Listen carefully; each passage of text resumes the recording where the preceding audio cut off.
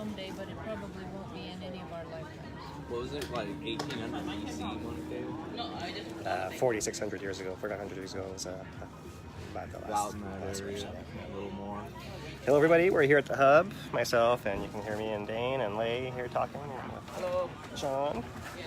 And we are here, the hub is doing distribution today once again, until 6 p.m. once again today.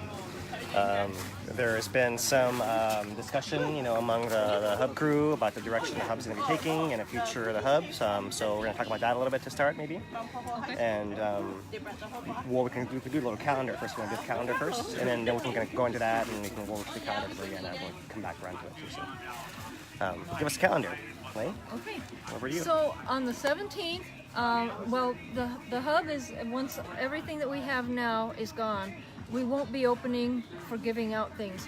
But on the 17th, whether we have anything or not, there's going to be the community dinner from 6 to 8, and it will be holiday themed, but again, it's going to be a potluck, and so everybody's welcome, and that's 6 to 8 on the 17th, which is a Monday. Then on Wednesday the 19th, down at Uncle Robert's, Santa is going to come and give out the gifts that have been given to them.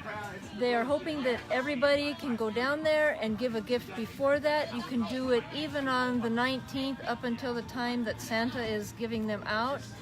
They would appreciate any donations. That is on Wednesday the 19th. So those are the two big things that are coming up. There's going to be a lot of changes here at the hub. Phil's going to be talking about that, so I'll turn it back to him. All right, sure, yeah. So, I guess Danny can jump in here too, since you might remember something I might miss. But basically, the hub is going to be changing its distribution. I'm not trying to hide you. Yeah, come on over. The hub has not been receiving any more goods for a while, and so they're basically trying to pass out everything possible, right? So anyone who's coming here and getting supplies is trying to get as much fill as possible, because there's going to be a construction project starting here at some point, combined with the observations of the hub that there's been a lot less traffic here, and that people are needing different kinds of help. So it seems to most people around here that the need for physical good assistance is kind of coming to an end, and for that decision they're going to stop the distribution, kind of coincident with, not because of the construction happening. It's a good chance, good opportunity for that to happen. And also they are nearing out of donations. They've gone through the reserve, so this is like kind of the last hurrah to get what remains out. So by the time it closes, the stockpile's going to be like nil. Yeah, exactly. Yeah, very little left. Yeah, so you guys can come by today. The hub will be open on Monday as well. You can come by on Monday, and then it'll be open next week Friday. Of course, like every time that goes by, there'll be less and less stuff. But come and get it. That's basically the last chance until the next setup, which might be, who knows if there's another disaster at some point, or if there's some response. Construction's over. The hub finds a permanent place to operate from. The hub's mission is going to be still to support the community of Puna, but it's going to be doing that by also helping to manage the museum and the cultural center that are going to be put in place here as well. So, and it's also not absolutely set in stone right now. There's still, has to be officially decided, but that's the... Kaika told us this morning they were all in. Oh, they are all in? This morning they decided they were all in. Okay, cool. So last I heard, that's a go. Okay. Nice. Why I brought it up, a little more. Cool. So we'll see how all that plays out. There's a lot of work we got to do, right? Not only with the construction work, but with actually getting displays. Let's see. I hear a question here. Do we still have bikes? There are still some bikes. There are some kid bikes that can park right over there right now. Some kid bikes available, right? So that anybody wants to check out some bikes, it might be a chance. I don't know. I haven't asked anyone around here now, but it's worth them out with you guys. So basically, Puʻuhonua is in. We're going to start, making our plans for how to take the project. The actual hub distribution is going to be shutting down. And then we're having, as Lei said, the community dinner of the year on the 17th, right? Because hub won't be open after that. So we may actually I'm sure we'll have gatherings next year as well. Exactly how and where and the nature of that, I think, is to be determined still. Okay. We'll see like how long this construction project happens. If we get, there'll be a pavilion here actually built out of real materials at some point. Upgrade. We could possibly be doing that here as well. So we'll just have to wait and see, But it's kind of like I kind of see it as a theme for the kind of the closing of the year, right? Everyone's kind of wrapping up a lot of different stuff, right? To try to wrapping up. Get it? Christmas. And so we can have, kind of all think of a fresh start next year, right? I think a lot of people are ready for like despite, well, I'm sure we'll talk about this, the constant hazard of living on a volcano, people are still ready for like a fresh start of what's happened this year. It's been a wild year. Oh my gosh. Yeah. What a ride. What a ride. So so that's kind of the hub status. What else has been going on? Has been the removal of the barricades. Yeah. All the new all over the access is open. My son just joined the Marine Corps today. 132 God. down Pohoiki Road is now open, so you now drive all the way to the beach, right? There's unconfirmed rumor that at some point they're going to make it for residents parking, not residents but locals parking only. So we'll see how touristy it actually gets. There's some concern about the tourist traffic down there. Wow. So that's going to have to play out still. We're not quite sure how that's going to go down. Interesting. Wow. But for now, anyone can go. Okay. But with the hours, the gates are closed overnight, right? So like I just told us, the hours are 6 a.m. to 6 p.m. 6 to 6. Yeah, so that's the hours to go drive down Pohoiki. And I have not been down there yet, so I'm not sure. Dan, you want to talk about it all? I'm sorry, I was in a conversation. Pohoiki, what's it look like? What's happening now?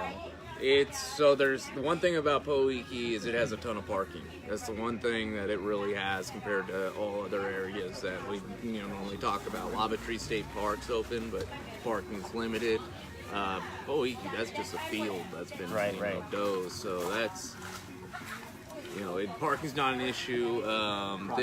It is on the flooded side right now out in there. Like a lot of people going down. I bet it's going to be pretty heavy this weekend down there. So one thing I'd say, keep in mind is there are residents that just got the ability to move back in just, less than a week ago. Right. And they're still trying to get everything, they haven't been in, let alone, get back to the new normal. Like Leilani, we've had time to transition back and come to grips, and people are still hurting. Right. But you had a chance to actually get to your house and go in there and clean it up a little bit.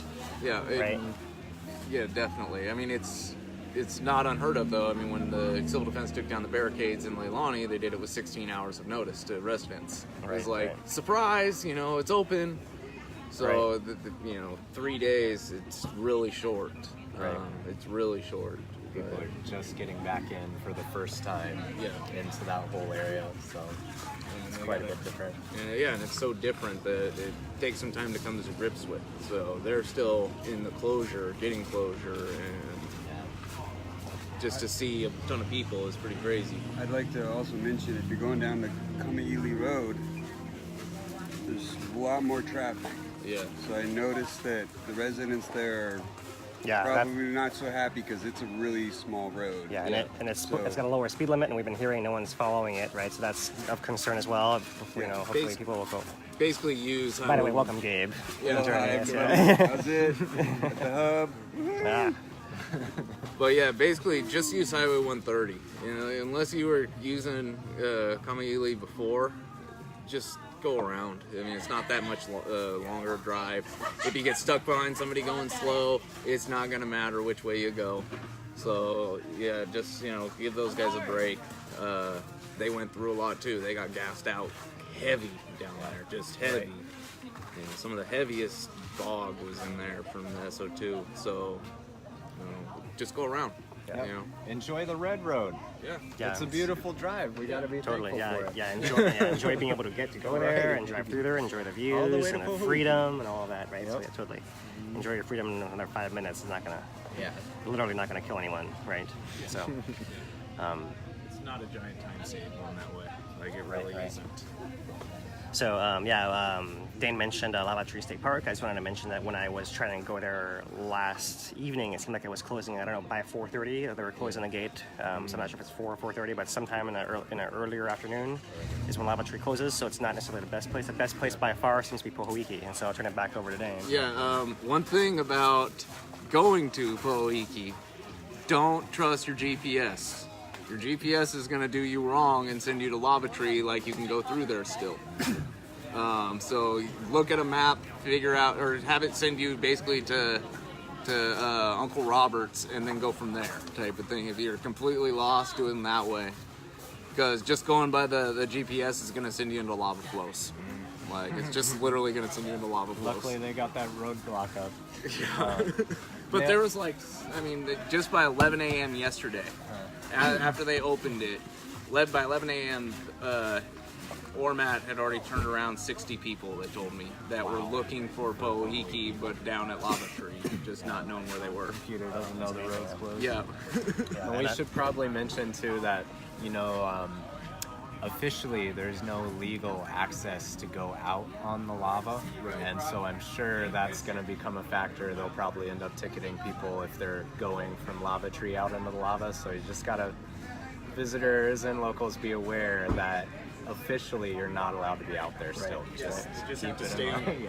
have to stay on the road there. You know, like, it's the sides of that road, they're private property, and they're pretty well protected private property. So you just don't try to stay on the road. You can actually see pretty well from the road. That's what I was going to say. Yeah, I actually was on the road yesterday, and you actually can see quite a bit on the road without having to go on, without having to get like that near to the barricade even. Yeah, they bulldozed line of sight for people to be able to look out there, so you can get a decent grasp on the scale of everything. The worst stuff is you can't see the full. Yeah, the channel is really high. That's why that channel is like 80 feet in that spot, and that's a big thing to try and see over. So yeah, a lot of it's just, you know, be respectful. There's no viewing in Leilani. Basically, there's just nothing to see. Without going on private property and getting all kinds of issues with that. But Lava Tree's legit if there's room. Pohoiki is legit. It just, you know, got to be mindful of the residents, you know, and the locals that have spent years there. But besides that, yeah, that's, you know, access. There's still, the big question is still 132 right now. Like, what's going to happen with that? The emergency proclamation got extended yesterday by Harry Kim. The key thing that it included was it changed from absolutely no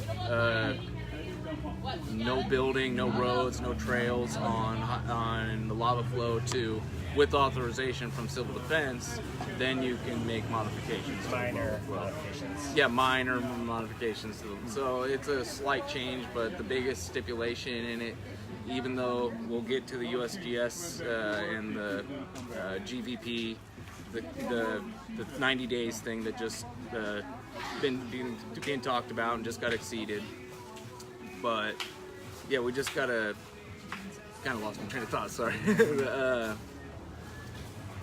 The county is still. Oh yeah, so so they still say absolutely over. Absolute certainty that the event is over. That still remains, and with what USGS has given them, I don't know what else they expect. I mean, this is more than I thought they would get from USGS in terms of calling something, you know, over or able or anything like that. So it's just weird to still see that thing unmodified, you know, from the last iteration of it. The one thing about it was it didn't come up, this emergency proclamation wasn't like the others where it came up close to the end and then got, you know, reinstated. It still was good until the 29th of this month, and it got reinstated. Interesting. For another 45 days, which doesn't extend it all that long, but it's like another 3 weeks, something like that. So yeah. So that was one of the changes from yesterday. Right. Yeah, and I did read your post, and you know, the one thing I thought was interesting note was the ability of road construction during the proclamation.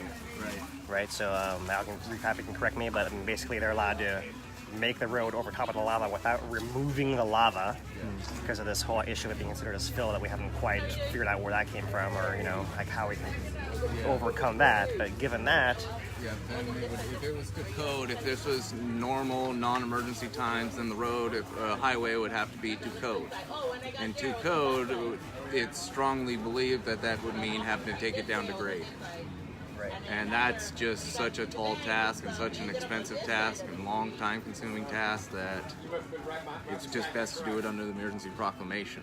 Yeah, I mean, we probably, we haven't done it, but we probably could, figure out all the average thickness of that road, the distance covered, give you like a volume, how much stuff what's the point of taking out that much volume of material from there, right? And then it's like, you can't just do the road in that type of, you can't just push the road through, then you got to go out wide and brush around so there's no rock falls coming into the thing, so then it has to be extra wide.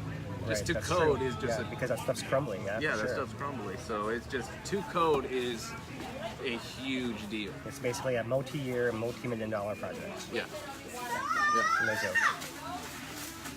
So so that's interesting to know. So we'll see what happens with that.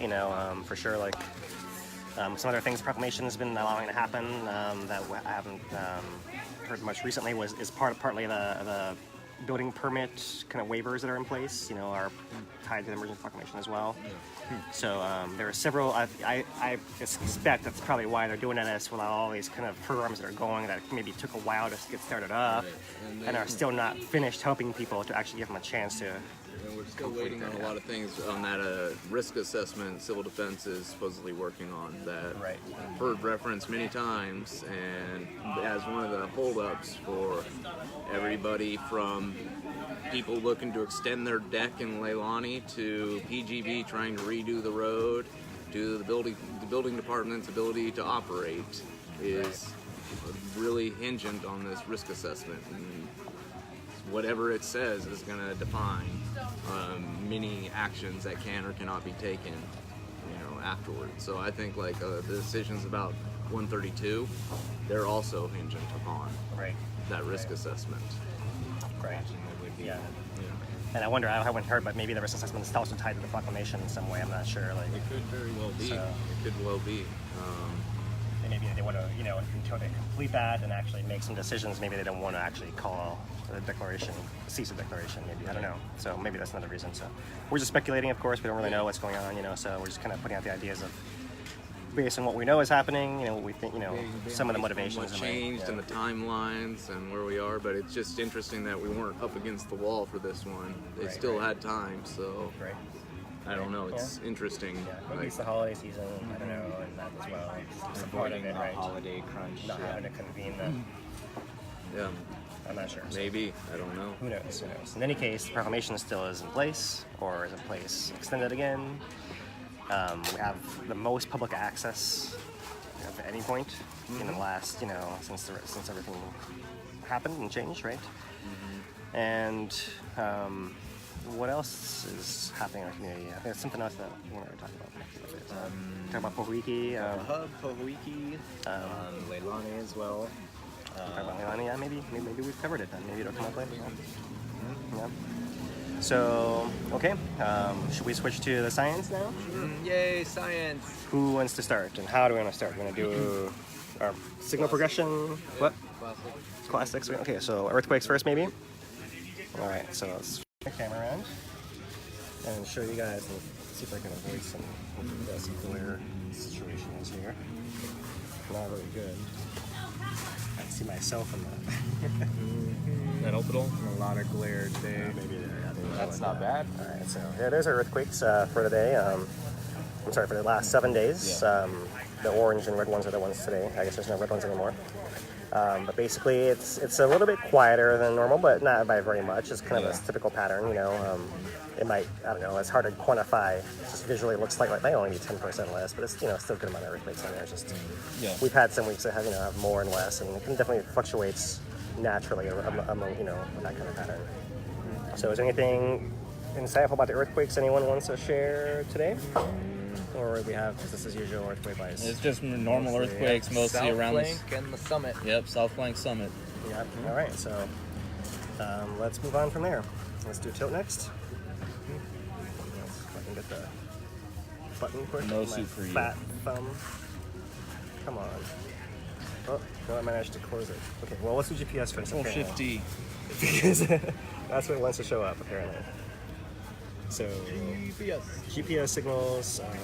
Well, let's see what we can see here. At the end, doesn't seem like it's.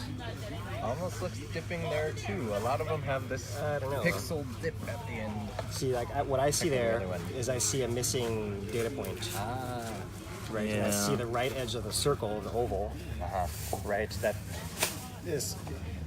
Normally we just see the top of the oval, right? And so I think we're just missing one at the end there. So I'm not sure. I'm not sure what's happening there. If there's actually data, what I can see from there. And that looks the same as here. Is also missing. Also missing an oval right by the end. Maybe that's what I was noticing when I checked it earlier. So we might have a slight data I think we gap. even talked about that last time. It was just weird. Yeah, there was something funny happening, right? So as far as these signals still look continuous. I don't see any kind of gap. It's struggling with the clarity, guys. So I apologize, but I'm gonna kind of talk through. So this is the Jacuzzi station up. This is the Jonica East. This is the Jonica North. This is the Jonica up. Right there. And that one maybe has a little bit more noise. Yeah.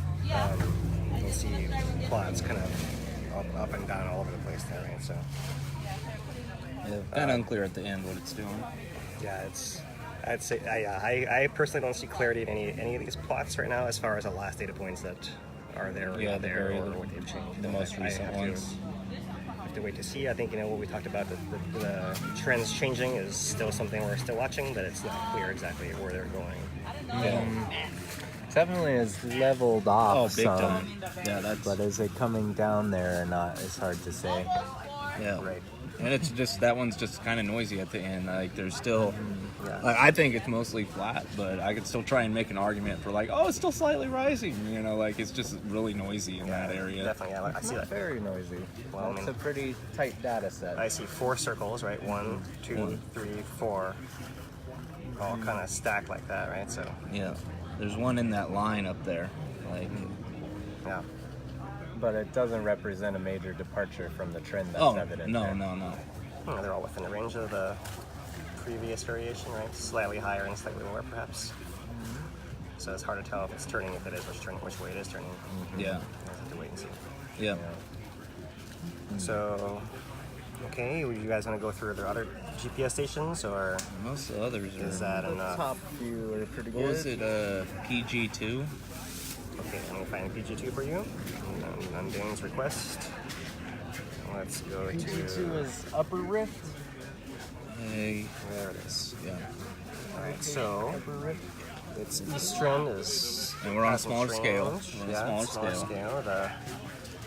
This is the one that I think was one of the ones that was interesting in the sense where it kind of seemed like it was maybe moving to the south a little bit faster Then the others. after the eruption than before the eruption, although it's not exactly clear. Yeah. It's pretty close. But usually it kind of goes, we don't, there's not only a couple of stations where we see that kind of pattern. So, but as far as the end, I don't see a whole lot of change here at the end. There's just something else you wanted to point out, Dane? Just maybe the vert. It looks like they put like 2 or 3 circles on top of each other on the. Oh, right. Yeah. But there's still some noise, and it's still on a small scale, so it's Yeah. That plot's noisier than the other one we were looking at. well, Got it's more on the scale. smaller Scale scale. looks bigger, yeah. The scale just blows So it up. 10 centimeters between, and the other was 20 centimeters. I think this is point. Is this 110? I thought it was It's 0.5. 5. Yeah, 0.05. It's 5 centimeters, yeah. But depending on pattern But as yeah, far as like the it's- range of it, and the range is kind of the same. Yeah, we definitely have some down here and over here, but it's not clear that Right. the range is really adjusted. Too noisy. In a way, it's Not much confidently of a different change. from what we see right there. Right. So, Yeah. Anyone you want to look at? Go. Trail is still down. Hamo. This is kind of what I was referring to as what I always consider like a more, I don't know if I can even use the word normal because nothing seems normal anymore, but like the rate of movement of the south flank before the eruption seems to be the same as the rate of the south flank after the eruption with the adjustment of the eruption in between. Right? And no actual, opposite. Yeah, so that's what I mean for those of you who were following what I said before about the previous change direction. So maybe I'll just look at the kind of point one here at the south. It's not very very gently still continuing. It's creep to the south, it seems like, to a point. Creeping south. Also still, right, you know, seems to be, there's no reason to believe the trend has changed at this point. It's hard to tell from that, but the trend is definitely downward that we can see. Yeah. And where are we now? We're in a poly. Really small scales. Yeah. So this is an example of like where it actually was moving maybe slightly faster before the eruption than it is now. Might have been, you know, it's hard to tell with that short segment right there. I'd have to do some math and all that. But it's, you know, it's, if anything, it's definitely not steeper, right? It's definitely, it's the same or slightly less, yeah. So it's interesting how the variation occurs along the trend, you know, different distances east and west along the rift zone, right? You know, along the south flank, how you have different behaviors, right? It's kind of evidence that they're moving separately from each other in some way, right? Some move more than others now. Right, yeah, or faster than others. Yeah. Even, right, if they're moving, some of them faster than others. So, okay, let me see if I can get the tilt to load here. And let's push the button over here to get to it, because that will probably work. And let's let the connection catch up here. All right, so here, I'm just going to 2-day plots. Here's our 1 week double plot of the summit and east rift zone. The summit's in blue, the rift zone's in green. We've had 2 inflation events in the last week. Back to back. Back to back, yeah, exactly. And it looks like each one of them was about, what, this was 2.5, maybe 3 micromeridians in drop, you know, so smaller ones. on the smaller side. I mean, they do get a lot smaller than that, but like, I mean, probably within the noise that we have, the cycles out, that might, you know, that's a normal, at kind of a smaller side, you know, definitely could be bigger, but and then I find it harder to see in the when we plot them like the month plot, but we actually can see here how the Puʻuhonua line does seem to respond a little bit, right? So, for example, like, you know, a high point maybe is in here with some error because we don't know about the middle of the day signal, and then the pool looks like there's a high point of like that's the middle of the day signal. It's really hard to tell. No, that is the middle of the day, I believe. It's the deflation side. Let me. That's the 1 week, yeah. Yeah, let me go to the that month was a day bump at the very tip. Right. Yeah, I'm trying. What really struck me was the deflation pattern was more visible, right? So here, I think here's what I mean. On this particular plot, it's a little more convincing to say like that might be the deflation cycle related to this one, right?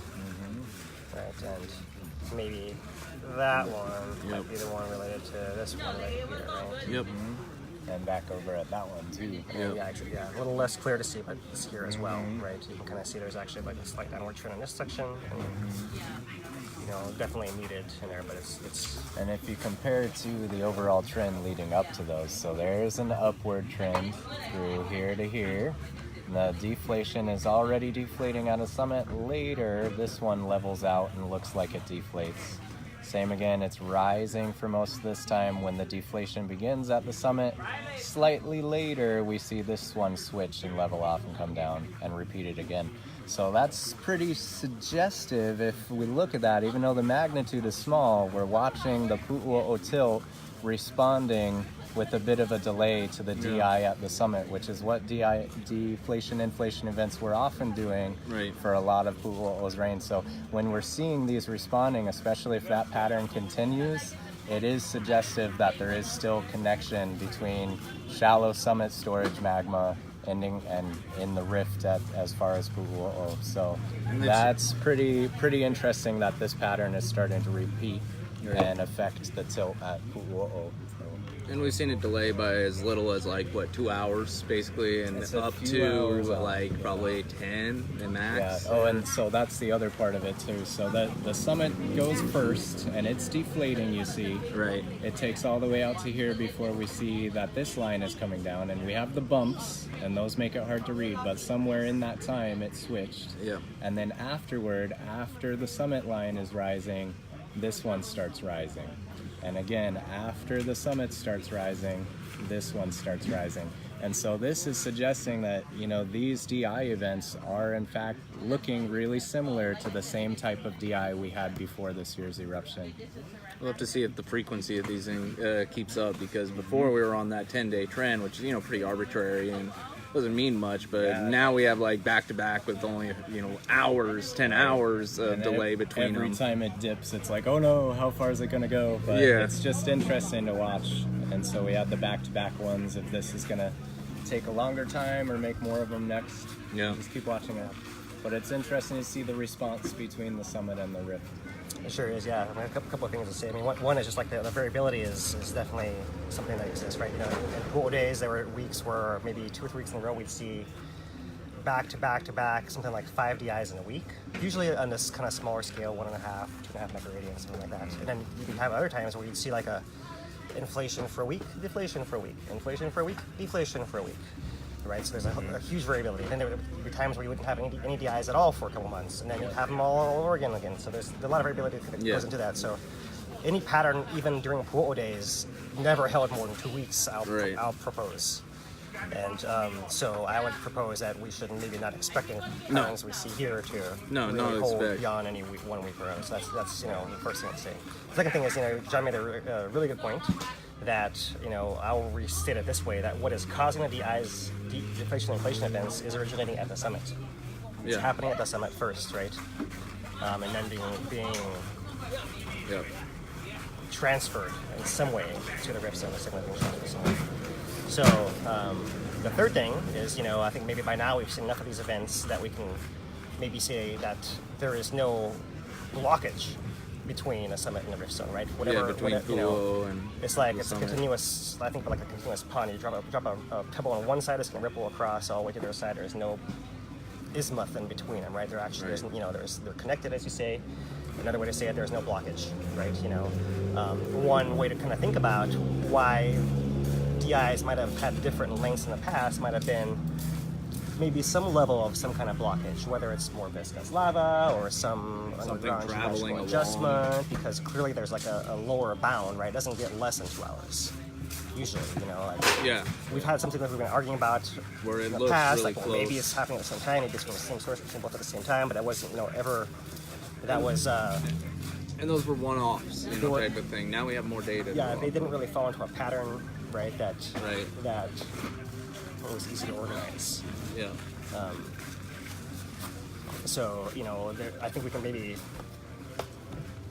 step away from this whole blockage idea that's existed there.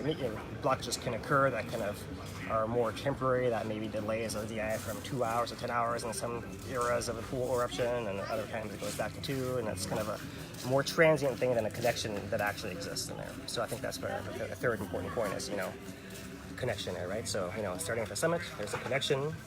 Now, that doesn't say that doesn't imply, and I don't want to say that means that there's nothing happening under the east rift zone, because signals indicate something is going on under there.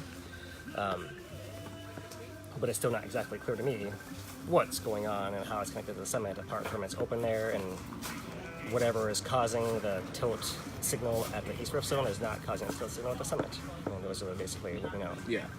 But this is all consistent with the east rift zone being refilled from the summit. It's just it's all consistent with it being connected the way it was before the eruption, and that the data set as a whole is showing magma movement and supply through the volcano and refilling of the eastern rift. I would agree more if we saw inflation across every station between a summit and the lower east rift. So that's the only reason why I kind of withhold saying well, maybe that magma's coming from somewhere else. Right. And I think important to note. You think the magma is coming from somewhere else? Sorry, I didn't understand. I'm not convinced magma is coming from the summit. I think there's a connection for sure, right? Okay. Right, but if there's an inflation signal on the east rift that's not happening at the summit, there's a couple ways you can have that. So now you're saying deep rift connection to the east rift? I'm saying, it's still totally on the table that there's that the tilt signal under the east rift, and I'm not sure it's just tilt. I haven't. I would love to see some INSAR data. I haven't seen any of that in over a month now. Right? That'd be really useful right now. But that may also be telling that. I don't know. Showing signs of bulging under the Middle East rift. That might be part of the support. That's guiding, USGS's. But the inflation in the rift is due to magma. I'm not convinced that I'm calling it tilt, right? It could be due to magma, but it's not a unique solution. There are, other ways. Just like at the summit, the fact that we don't see inflation on the summit may not be because there's not magma coming into the summit and going to the rift. It may be because the south flank is allowing the south caldera to buffer any inflation at the summit, and so magma could be coming through the summit and going into the rift and showing signal only in the rift, and then at the summit it's not showing a signal because of some movement of the structure of the chamber that allows it to not inflate, right? That's another way that it could happen. Why is it deflating and inflating at the summit? Gas is the best answer as far as what causes deflation and inflations. I don't have any better answer than what USGS has put out as models for deflation and inflations in the past, is gas. Fair enough. So those are we have more to talk about I think it's good. The tilt. The tilt? DI events happening frequently. Yeah. So maybe the other thing to us that was out in a report this week was the gas. So we haven't talked about yet, right? Yeah, that was important. So I will let you do that, Dane. Yeah, so new gas measurements came out by HVO, and that was interesting. Puʻuhonua went down from 75 tons per day down to 35 tons per day, which is a notable drop. The summit went from 25 tons per day up to 35 tons per day, which is pretty small. That's a pretty small gain. But yeah, it's basically 70 tons today. 70 tons per day SO2 across all of Kīlauea combined is just ridiculously low. You get company. That I'm trying to think of a date that goes back, and the best measurements I had found historically were just purely at the summit, and that only go to like 1979. And so back then, between 79 and 82, I think the lowest at the summit was something like 50 or 40. So it's still in that like really low range where there is some precedent for it. It's not unheard of low, but it's really low. Yeah. And they've still having rock falls up at the summit daily. That's what we were told by Ranger Ben, that from Volcano House, they see rocks falling in pretty constantly down there. And when you see the slopes of that, the walls of the crater, it kind of makes sense. Those are just really steep slopes. It's not, Right. It's pretty loose material. And we've shown you guys the earthquakes keep happening up there. Yeah, earthquakes So happen. So, yep, that's one thing they were saying, it's pretty consistent. If you're there long enough, watching long enough, you'll see it. Right. One thing we haven't heard that, would be useful to know, but maybe is not something that's going to tell us much because they haven't told us. If there was something super exciting, maybe it would tell us is the CO2 gas measurements that I still haven't heard anything about. They didn't say anything yet? Presumably, it's because there's nothing to say, right? But in theory, if there was a spike in CO2, SO2, right, that would be what I would, if magma is coming in from depth, right, and it's releasing the CO2 first, we should expect to see CO2 first, right? That should be the first signal before it comes shallow enough to release SO2, because we don't see SO2, we know that. So is it coming from deeper down? That's the kind of the question, right? And we discussed a little bit last time how, depending on your model, which is they're all, is a whole range of the deep east rift magma emplacement, whether it comes from some depth where it never has a chance to dissolve, where it comes up and has a chance to release gas and then comes sideways without the CO2, whether it comes all the way up through the shallow rift zone and down and it has a chance to not have any CO2 or SO2. Those things, maybe not all as believable one as the other, but we would need to have some simple information to make some distinction between those, right? And we just don't have that information. Well, my understanding of it is, the CO2 is one of the very first gas to escape the magma. So it starts escaping the magma at really great depth as it's coming up the pipe in towards the summit. So the summit has always got a lot of CO2. I forget what year, 2004 or something, they started measuring increase in CO2 at the summit. And so CO2 today, we can expect, the volcano is still releasing plenty CO2 at the summit. It would be interesting to know if there's any change relative to what's just happened recently. And in particular, it's a CO2 to SO2 ratio, not the absolute CO2 measurements, but the ratio between them. So the fact that SO2 has gone down, if CO2 has not also gone down, the ratio has gone up, right? That's why I want to know, like, is there less CO2 coming out along with less SO2, right? Because that would mean if the ratio is the same, it wouldn't imply less CO2, right? So there's just not clear. And you know, we talked about a little bit how the established techniques of measuring gas at the summit are not all applicable today anymore without the robust plume that they can now measure through, what the techniques were mostly derived For the from. SO2. Yeah, so I mean, there's no plume, therefore it's harder to measure the gas. Right, just the less there is, the harder it is to measure kind of overall. So I mean, it's hard to say, you know, I don't see the invisible CO2 plume, but in theory, like I'm saying, I would expect if there was one, we might hear about it, and I haven't heard about it. So I haven't heard, and I don't know, but I'm really curious about that in particular, the CO2, because that might answer some of our questions, right? Like, you know, the deflation inflation cycles, the gas that's returning, how deep is that coming from, right? Is that related to something coming in, you know, like what more can we learn?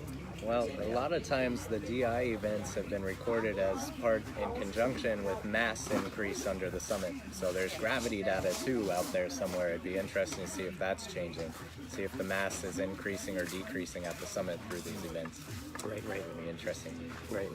And the way that I don't know if I've integrated it correctly, but you know, the model that I've imagine with the deflation inflation, it's that gas-rich magma, right? So the gas is coming up, but it's bringing a batch of magma with it, right? And then the gas vents, the magma is there, right? So I mean, I'm not sure exactly, because if you look at the actual level of lava lake during the DI events and the gas release, lava level rises, it basically burps and lava level drops again. So at some point you actually have more lava in there, right? Combined with the gas, because the gas also can rise. So I've thought of it that way, you know, the mass rise is like, you know, the actual magma rising, you know, we got more magma, less magma. Of course, you know, it depends a lot on like what depth of gravity they're modeling and like exactly where, because it's a lot of mass down there, you know, in a lot of different configurations, and you kind of want to focus your examination to like not just like the whole thing. Right, you have to be kind of looking even more fine-tuned detail than that, So, Gabe, you got anything for us? Anything? Talking about gas, there was a little smell of SO2 at Pohoiki yesterday. So that lava is still hot. I saw a little bit of steam. I guess the more rain, of course, there's going to be more steam, but quite a few people were complaining about SO2 smell at Pohoiki. Right. I was talking with the auntie from Pohoiki, and she was telling me that there was where one of the old hot springs was, is one of the areas that she thinks is now steaming heavier than others. And it seems to reason that the spring would still be intact, that it's just now buried, and it's still got moisture there, so it, you know, just creates. And then we got same thing where when we were talking, you know, in previous, we're talking about the flow, and when it rains, it creates, it's like this localized SO2 because it's raining that much. And I think and I've heard about the Pohoiki SO2, especially when it rains. And the wind, when the wind's going the wind way. comes right to you off of that flow. Yeah. So yeah, definitely some of the heat on that road is pretty extreme too. Like, it's pretty crazy how warm that thing is. Jeremiah went a couple days ago on the actual road, and it got steamed out. So the road that they've already created is still hot. It's still hot. Yeah. Walking across it, you're like, oh man, like, I wish I had a fan. Like, it's just warm in there. It's pretty hot. And there's heat shimmers on the sides of it, which is pretty interesting. Then you mentioned something about the steam at the vent. You want to recount that, the temperature? Oh yeah, so one of the interesting things we figured out kind of about the steam is, you know, under the source of what's causing the heat is pretty much a constant. You know, the magma is stored down there, it's not moving, it's not much changes. The variables that you're looking at is how much rain it had, what's the humidity like, what's your dew point like. then that's going to, visually tell you kind of what the steam is. That'll be how much steam you see visually. Whereas if you're going to go and stick your hand over it, then you're talking about a little bit different. There's some different nuances in there where, depending on how much it rained, depends how much, that dictates how much steam is coming out of there. When it rains heavier, the steam is technically cooler. It's getting buffered out some of the heat, and it's not by a whole lot, but it's technically cooler. But then since you're getting so much steam, it feels hotter. Like, since you're now, some of the hottest areas we found, they weren't scolding, and like one of them that we found that was 500 degrees, it barely had any updraft at all, so like your hand is above the thing and you barely feel it.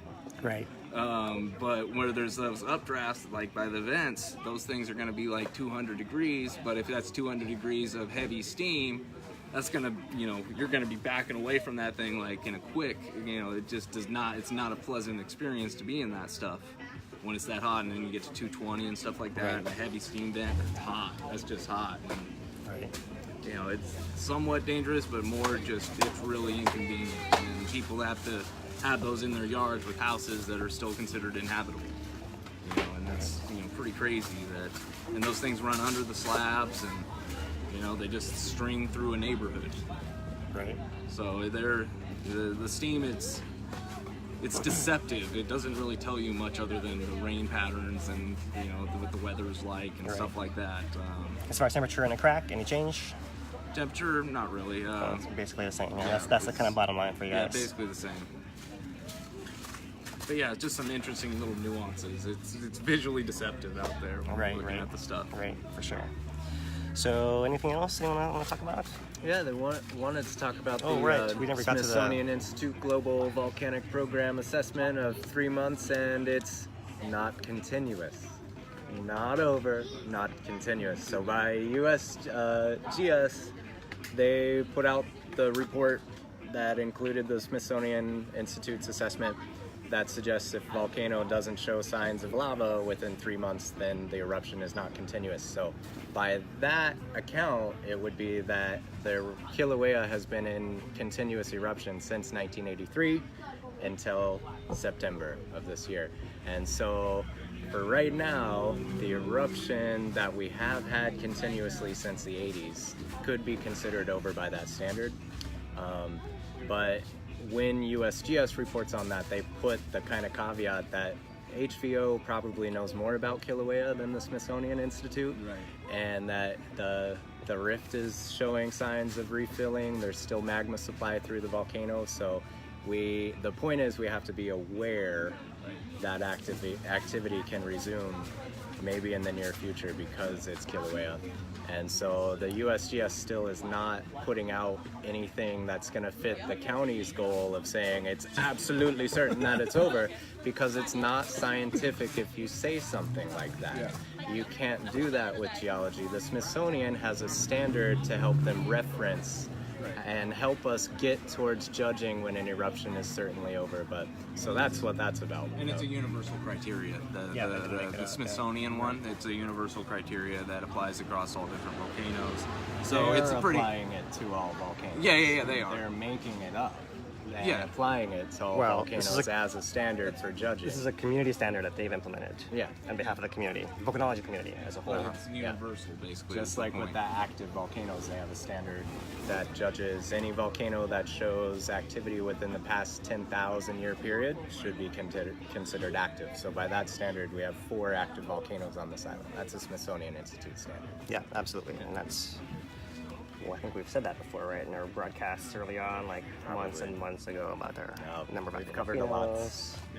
Yeah, and everybody wanted to do talks about all the other volcanoes. We never ended up doing that yet. Maybe we should. Yeah. Well, I mean,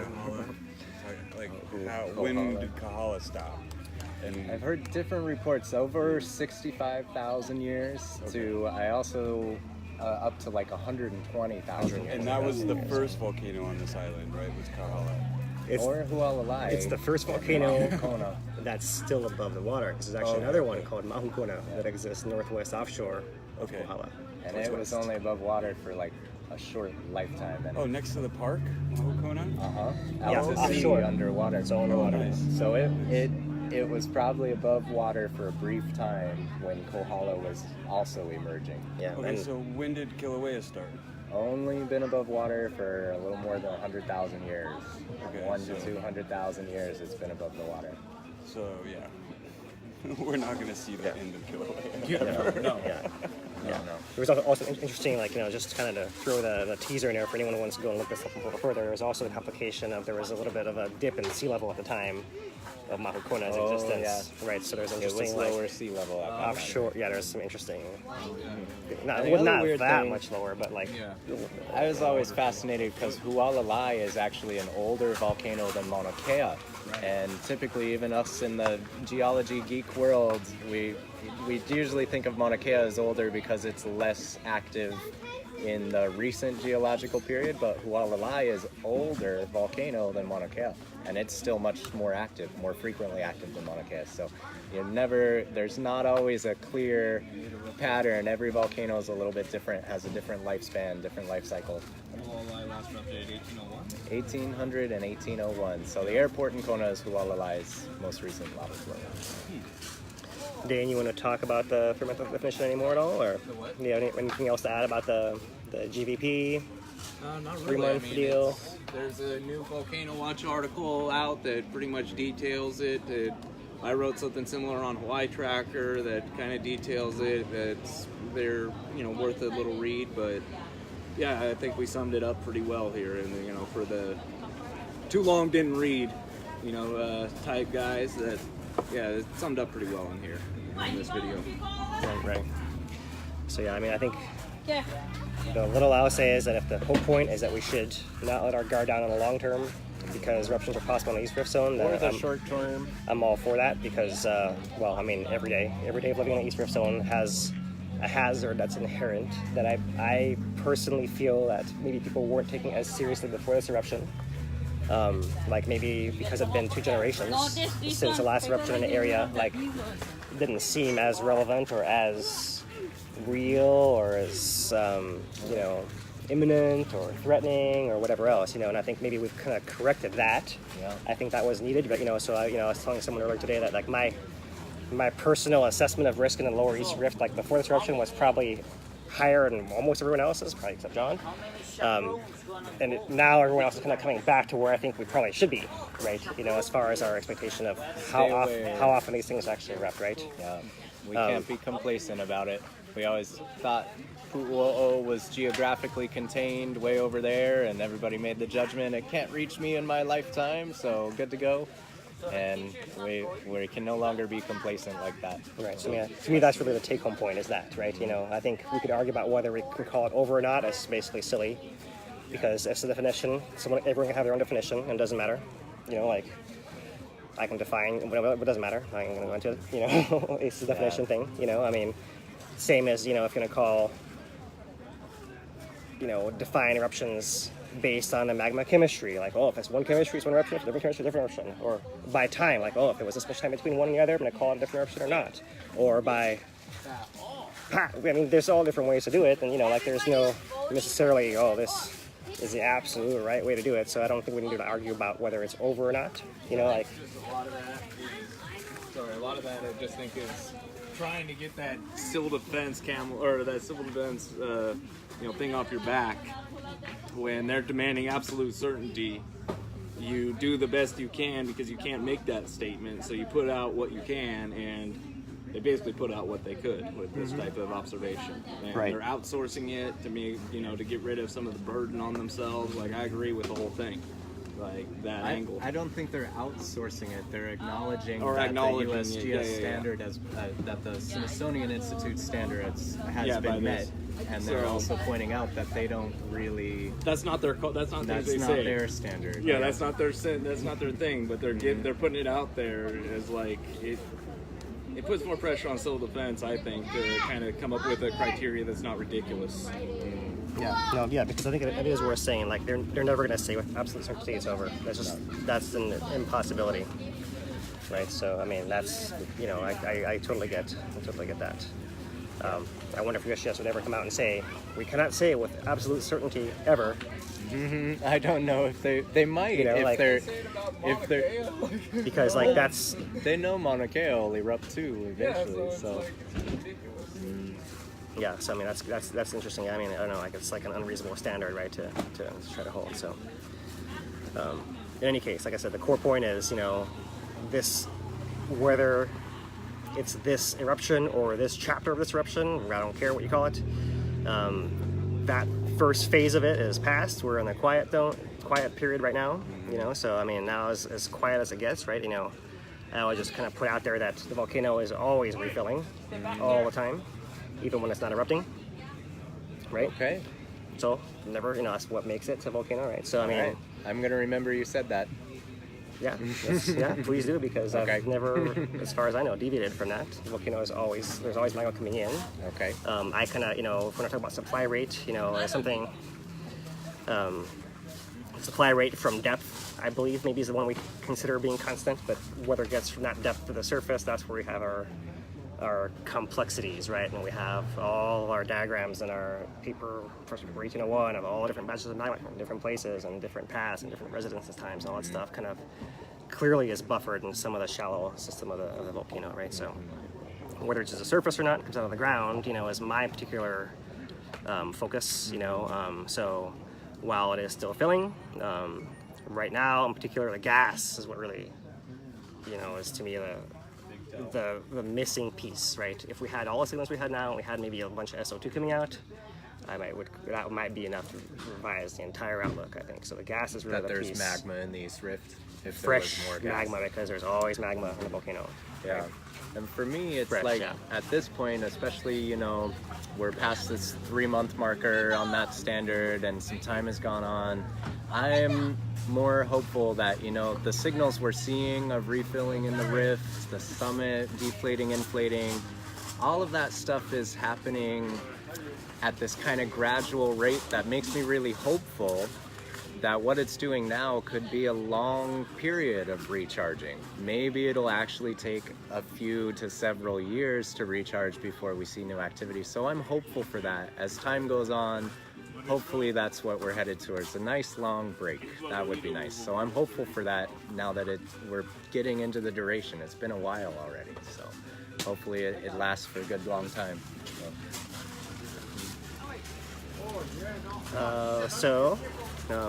I think that was a good kind of way to wrap that up. Let's maybe recap our community events.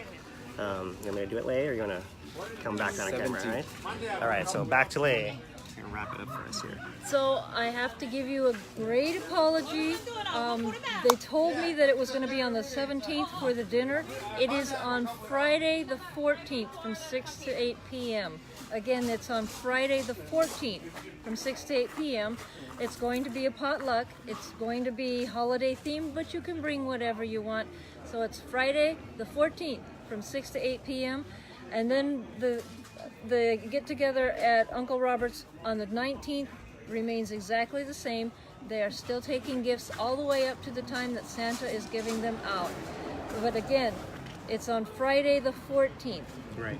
And that's the last day the hub will be open, basically, right? And it's the last day the hub will be open. In this current incarnation at the very least. Right, so. All right, so thank you guys for that. Thanks, Lei. Anyone else got anything else to add? We got a sunset right in our eyes right here. Yep. No, so. Right, sunny Puna. Let's see if I can get this far enough back over here for everyone to get in. Oh, Dane's not. All right. All right, so from the whole crew here at the hub, Stay classy, Puna. Too classy.